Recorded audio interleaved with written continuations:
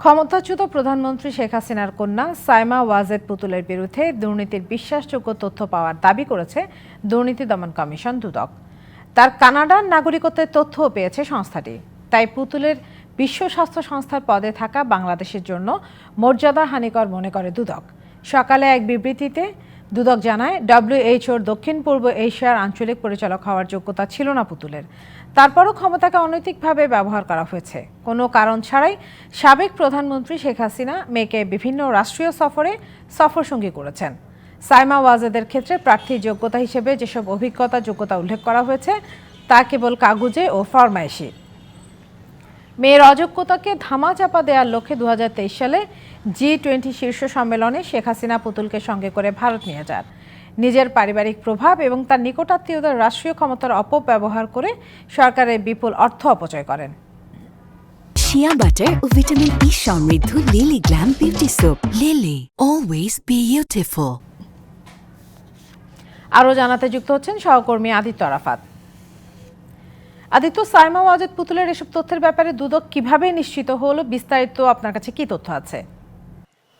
ইশরাত, আপনাকে প্রথমে জানিয়ে রাখি, শুধুমাত্র সাইমা ওয়াজেদ পুতুলের বিষয়ে নয়, এবং পুরো সাবেক প্রধানমন্ত্রী শেখ হাসিনা এবং তার পরিবারের যেসব সদস্য রয়েছে সেসব সদস্যদের বিরুদ্ধে আপনি জানেন যে বিভিন্ন দুর্নীতির অভিযোগে অনুসন্ধান করছে দুদক, এবং এর মধ্যে পূর্বাঞ্চলে প্লট কেনায় অর্থাৎ প্লট বরাদ্দে অনিয়মের অভিযোগে দুর্নীতি দমন কমিশন সাবেক প্রধানমন্ত্রী শেখ হাসিনা এবং সাইমা ওয়াজেদ পুতুল, সজীব ওয়াজেদ জয় সহ এবং পরিবারের বিভিন্ন সদস্য এবং কি সাইমা ওয়াজেদ পুতুলের বিরুদ্ধে মামলা দায়ের করেছে। তবে আজ সকালে দুর্নীতি দমন কমিশনের পক্ষ থেকে দুদক এই পর্যন্ত সাইমা ওয়াজেদ পুতুলের বিরুদ্ধে বিশেষ করে সুনির্দিষ্টভাবে বেশ কিছু তথ্য জানিয়েছে, এবং সেখানে দুর্নীতি দমন কমিশন যেটি জানিয়েছে যে সাইমা ওয়াজেদ পুতুলের যে বাংলাদেশের বাইরে কানাডার নাগরিকত্ব রয়েছে, এবং সেই কানাডার নাগরিকত্বের বেশ কিছু তথ্য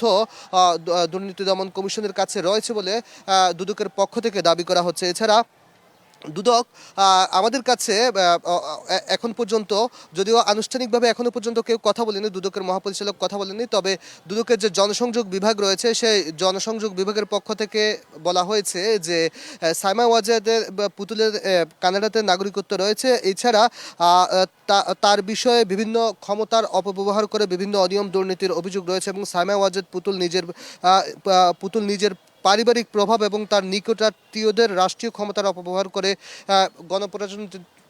সরকারের গণপ্রজাতন্ত্রী বাংলাদেশ সরকারের বিপুল অর্থ অপচয় করেছেন এমন তথ্য রয়েছে।